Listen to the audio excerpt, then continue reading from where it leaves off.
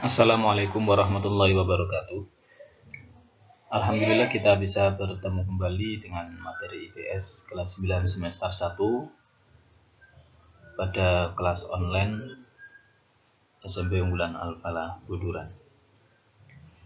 Sebelum kita mulai materi kali ini, mari kita berdoa dulu. Kita awali dengan bacaan basmalah bersama-sama. Semoga ilmu yang kita pelajari bisa bermanfaat dan kita dimudahkan dalam menjalankan aktivitas kita setiap hari. Bismillahirrahmanirrahim.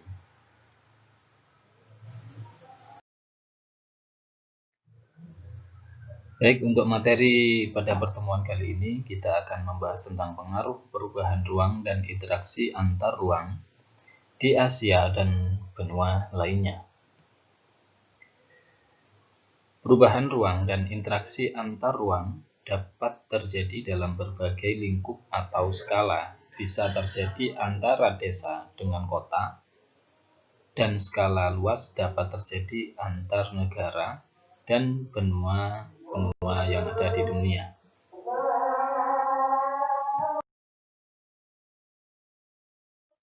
Nah, untuk selanjutnya, interaksi keruangan antara desa dan kota di Asia dan benua lainnya telah berdampak. Beberapa dampaknya yaitu sebagai berikut. Yang pertama, semakin beragamnya jenis mata pencarian, mulai dari industri, jasa, dan sebagainya.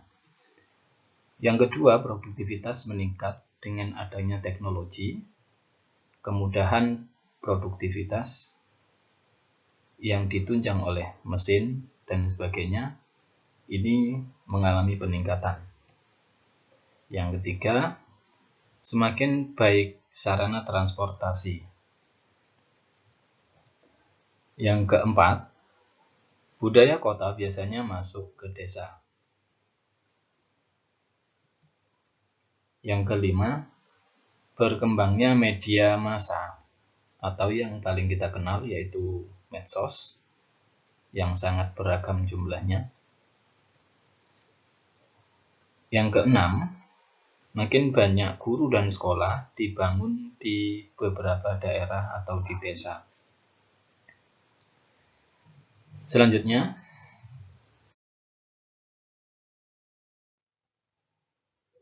pengaruh interaksi keruangan antar negara dan benua.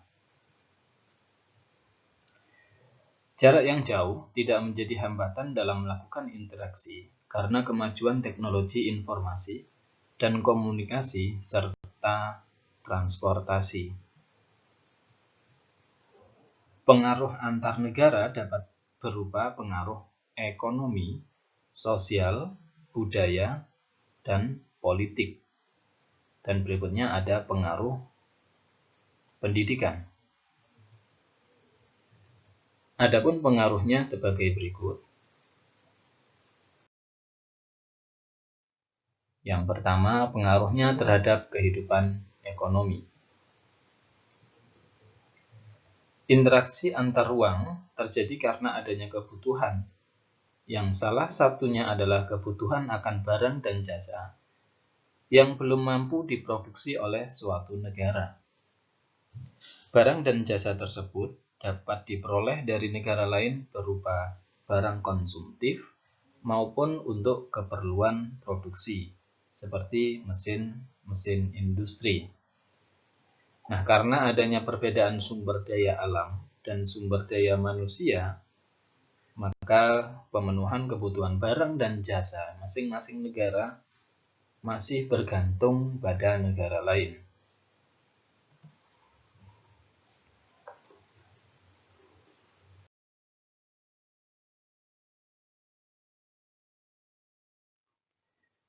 Yang kedua, pengaruhnya terhadap kehidupan sosial. Interaksi sosial antar manusia di dunia memiliki kehidupan sosial yang berbeda.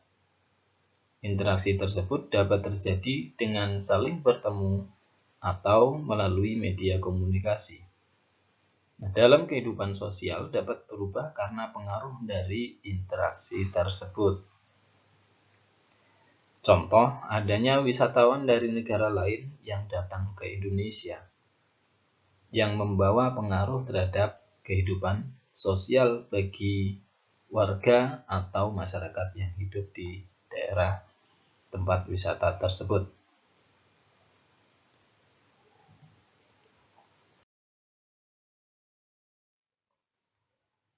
Yang ketiga, pengaruhnya terhadap kehidupan budaya. Seiring dengan kemajuan teknologi komunikasi, sangat mendukung interaksi budaya secara tidak langsung. Peristiwa budaya dari suatu masyarakat dengan mudah disaksikan oleh masyarakat di daerah yang berbeda.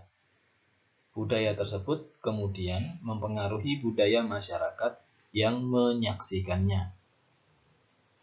Misalnya, meniru cara berpakaian para artis Hollywood, atau meniru menu makanan yang berasal dari Cina, yang mana budaya ini berasal dari negara lain dan ditiru oleh negara yang bersangkutan.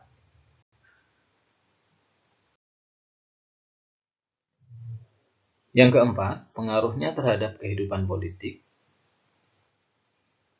Dinamika kehidupan politik suatu negara tidak lepas dari adanya interaksi dalam bentuk komunikasi antar wilayah atau negara di dunia. Peristiwa politik suatu negara dapat mempengaruhi kebijakan politik negara lain. Contoh, pertikaian antara Israel dengan Palestina mempengaruhi kebijakan pemerintah dalam melakukan hubungan dengan Israel maupun Palestina. Selanjutnya, yang nomor 5, pengaruh terhadap pendidikan.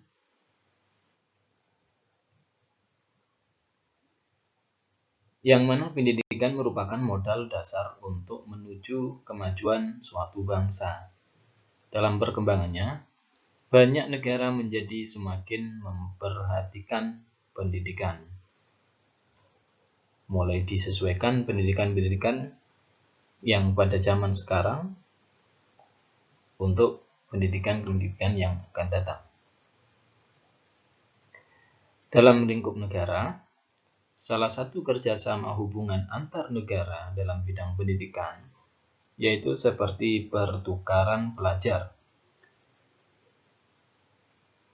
Tujuan dari pertukaran pelajar adalah untuk meningkatkan sumber daya manusianya, yang mana biasanya negara berkembang seperti Indonesia mengirim atau memberikan beasiswa kepada pelajar untuk mengemban ilmu di negara-negara maju.